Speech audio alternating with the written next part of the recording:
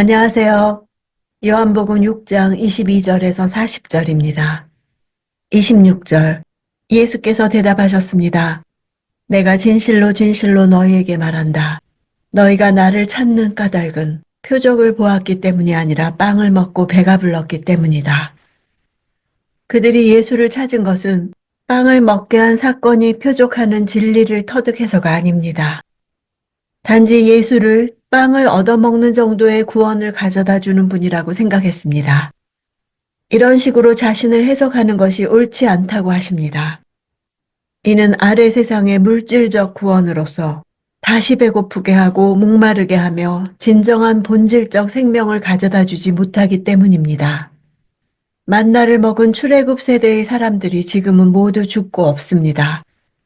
결국 사람들이 추구하는 그런 구원은 영생을 보장하지 못합니다.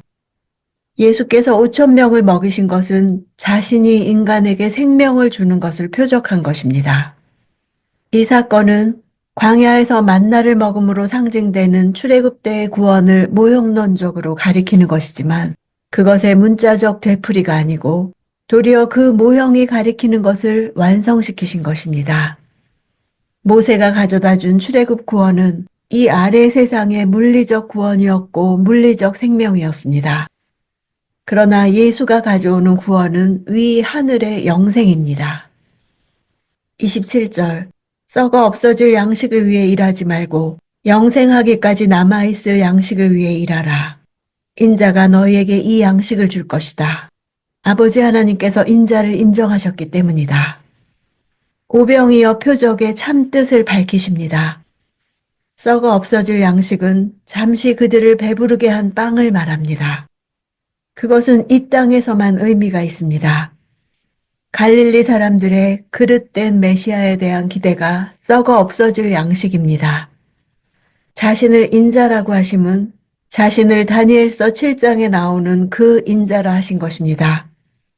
하나님께 하나님 나라와 권세를 위임받으시고 하나님의 성도들로 하여금 하나님 나라와 영광에 참여하게 하실 그 인자가 자기라고 말씀하신 것입니다. 28절. 그러자 그들이 예수께 물었습니다. 우리가 어떻게 하면 하나님의 일을 하겠습니까? 그들에게 하나님의 일은 율법을 지키는 일이었습니다. 그래서 그들은 어떻게 율법을 지켜야 영생을 얻는다는 것인지 알고 싶었습니다. 공로주의적 사고에 익숙했던 유대인들이 가지고 있던 신념으로 종교적인 활동을 더욱 열심히 하면 할수록 영생을 이룰 수 있다고 생각한 것입니다. 29절. 예수께서 대답하셨습니다. 하나님의 일이란 바로 하나님께서 보내신 일을 믿는 것이다. 믿는 것, 즉 믿음이 바로 영생을 얻는 길입니다. 내가 아무리 열심히 수고해도 결국 하나님이 주신다는 사실을 아는 삶이 참 양식을 먹는 삶입니다. 예수님은 그렇게 자신을 믿는 것을 하나님의 일이라고 정의하셨습니다. 32절. 예수께서 말씀하셨습니다. 내가 진실로 진실로 너희에게 말한다. 하늘에서 빵을 내려준 분은 모세가 아니다.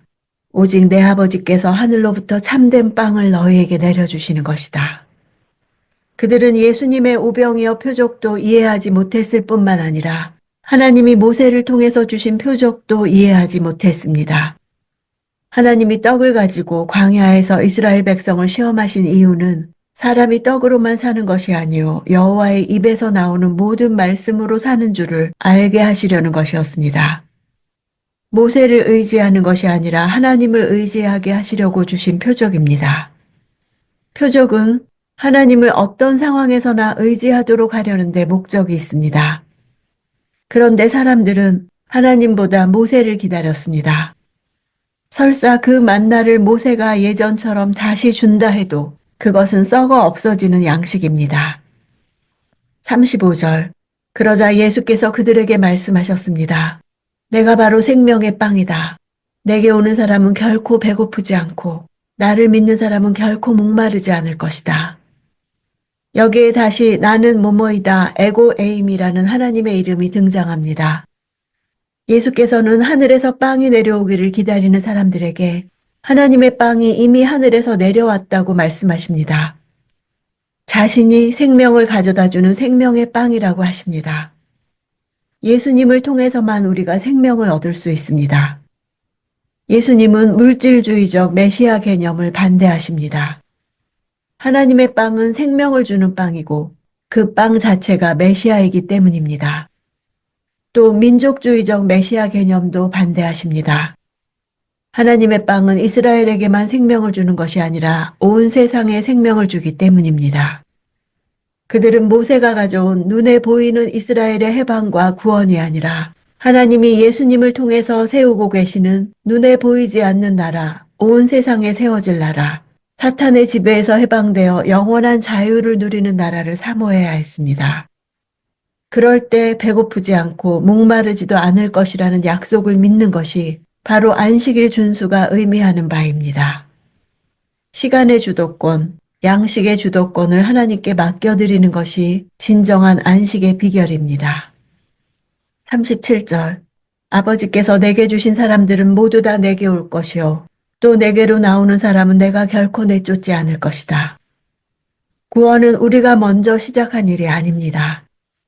하나님의 선택이라는 하나님의 주권이 있습니다. 예수께로 오는 이들은 창세전에 이미 그리스도 안에서 하나님에 의해 선택된 이들입니다. 결국 구원 얻기로 선택된 이들은 아무도 예수님을 거부하지 않습니다. 따라서 유대인들이 계속 예수를 거부하는 것은 그들이 하나님의 자녀가 아니라는 사실에 대한 경고의 의미가 있습니다. 39절 나를 보내신 분의 뜻은 그분이 내게 주신 모든 사람들 중 한 사람도 잃지 않고 마지막 날에 그들을 다시 살리는 것이다.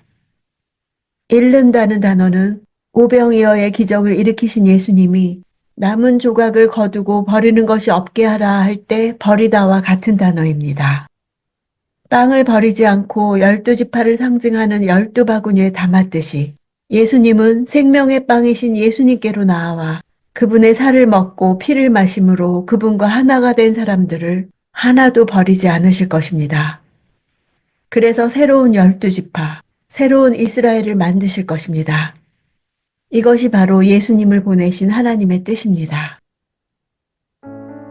영생이란 하나님의 생명을 말합니다.